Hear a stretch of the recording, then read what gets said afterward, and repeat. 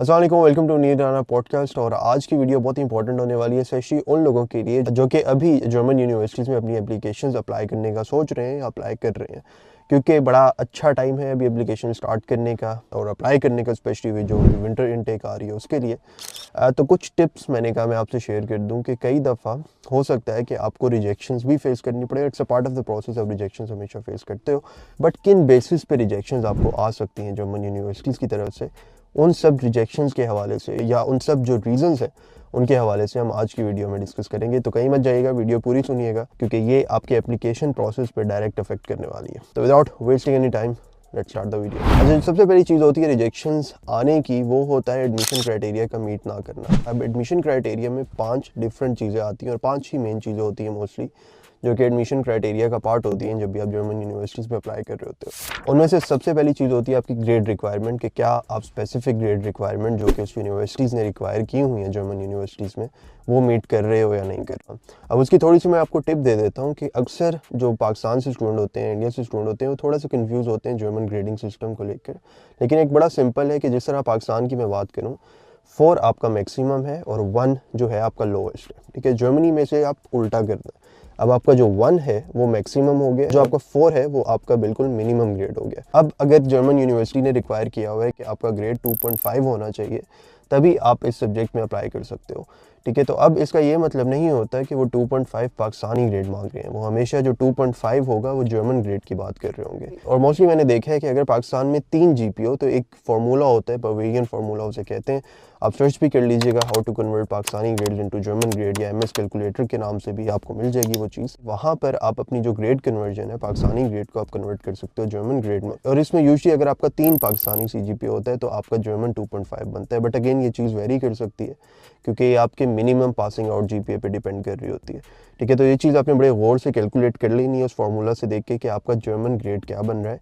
और पहली मिस्टेक जो अक्सर लोग करते हैं कि जो ग्रेड की कन्वर्जन्स है वो मिस कर देते हैं और अक्सर उन यूनिवर्सिटीज़ में अप्लाई कर देते हैं जहाँ पर ग्रेड थोड़ा ज़्यादा चाहिए होता है लेकिन उनका ग्रेड कम आया होता है। तो ये एक बड़ा बेसिक रीज़न है रिजेक्शन आने का।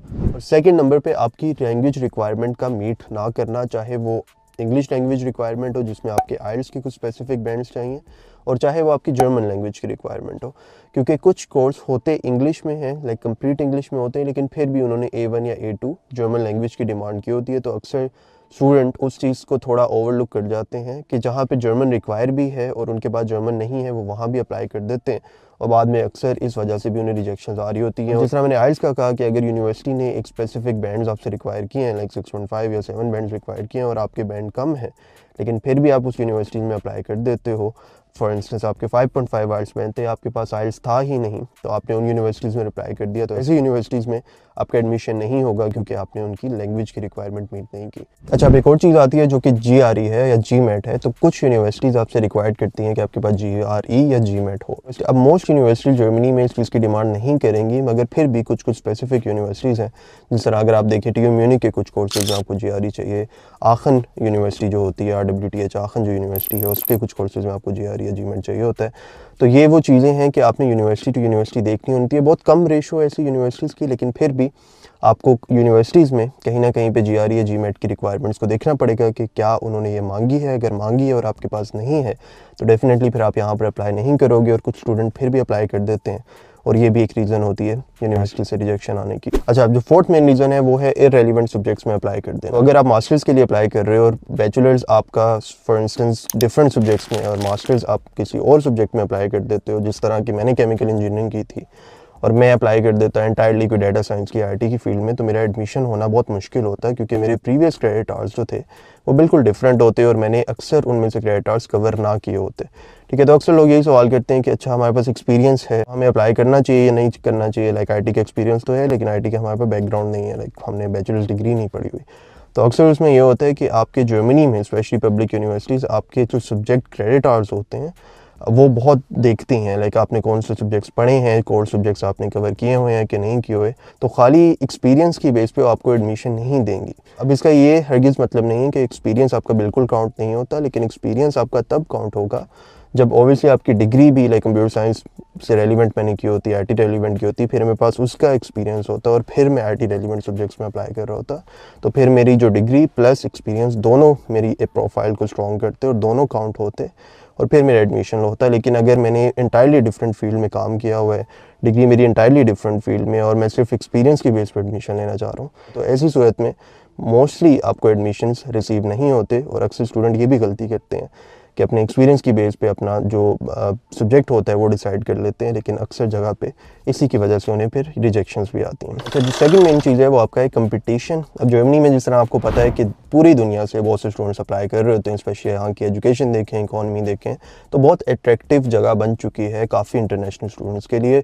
और स्पेशली जब यहाँ पर आपको फ्री में एजुकेशन मिल रही है, कुछ आपसे ट्यूशन फ़ी चार्ज नहीं कर रहे, और मोस्ट अदर यूरोपियन कंट्रीज़ आपसे ज़्यादातर ट्यूशन फ़ीस चार्ज कर रहे हैं। और इसी तरह अगर आप इंग्लिश कंट्रीज़ की बात करें तो वहाँ पर भी आपसे ट्यूशन फ़ी चार्ज की जाती है।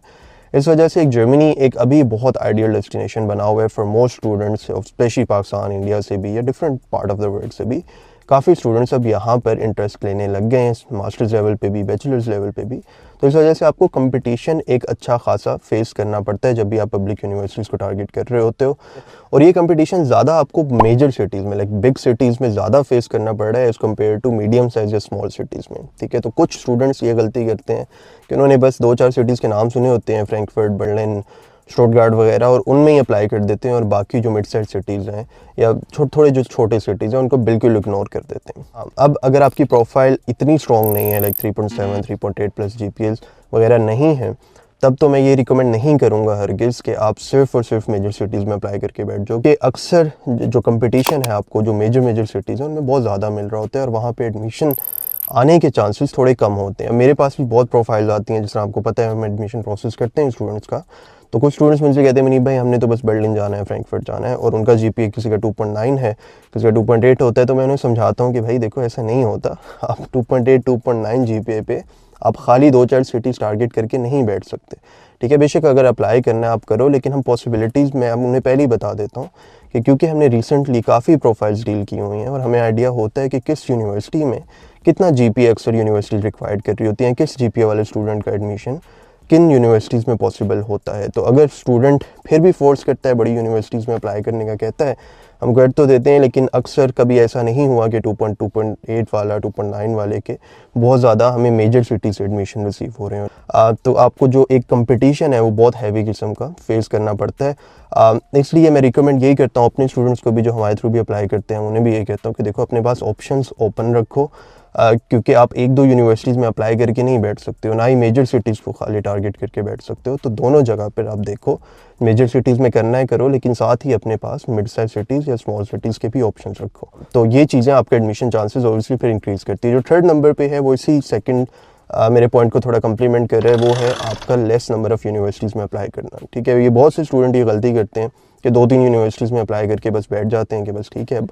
हमने कर दिया अपना काम, लेकिन ऐसा बिल्कुल मत कीजिएगा, क्योंकि जिस तरह मैंने बात की कि कंपटीशन अब बढ़ता जा रहा है, तो 2-3 यूनिवर्सिटीज़ में अप्लाई कर बिल्कुल अपने आप को तसल्ली मत दीजिए, क्योंकि आपको एटलीस्ट भी 4 से 5 यूनिवर्सिटीज़ टारगेट करनी चाहिए। इवन जब हम केस कर रहे होते हैं, हम स्टूडेंट को कहते हैं कि मिनिमम आप 8 से 10 यूनिवर्सिटीज़ में एटलीस्ट अप्लाई करो, ताकि आपके पास ऑप्शंस हों।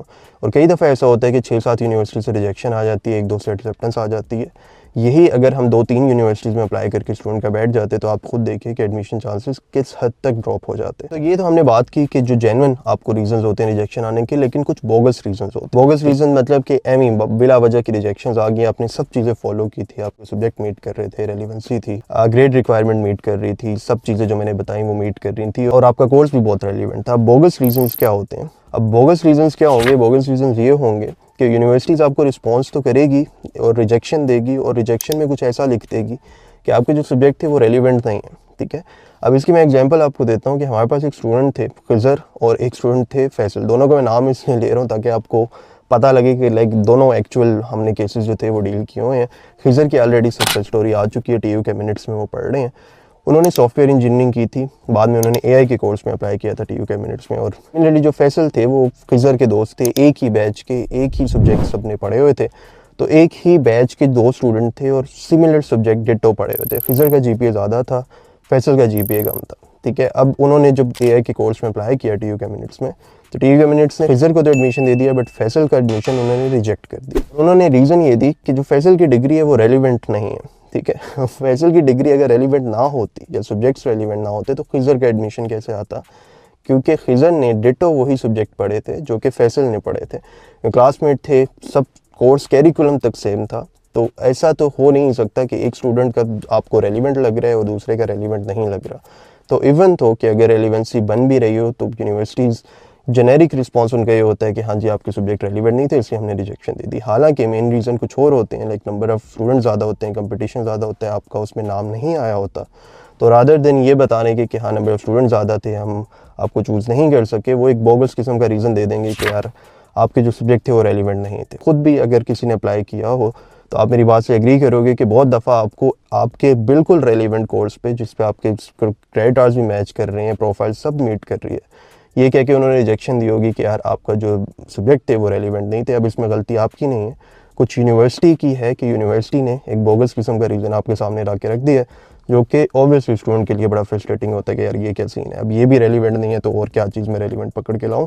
बट अगेन दिल छोटा मत कीजिएगा, अप्लाई करें। वही जिस तरह मैंने कहा खिजर का तो एडमिशन आया था। अच्छा, लास्ट चीज़ अक्सर ये होता है कि आपको कोई रिस्पॉन्स नहीं आता, ठीक है, आप यूनिवर्सिटी में अप्लाई करते हो, वेट कर रहे होते हो मुझे एडमिशन रिस्पॉन्सेज आए, तो no response is also bogus response कि आपको यूनिवर्सिटी रिस्पॉन्स ही नहीं कर रही, आपको बता नहीं रही कि आपको एडमिशन दिया है या नहीं दिया।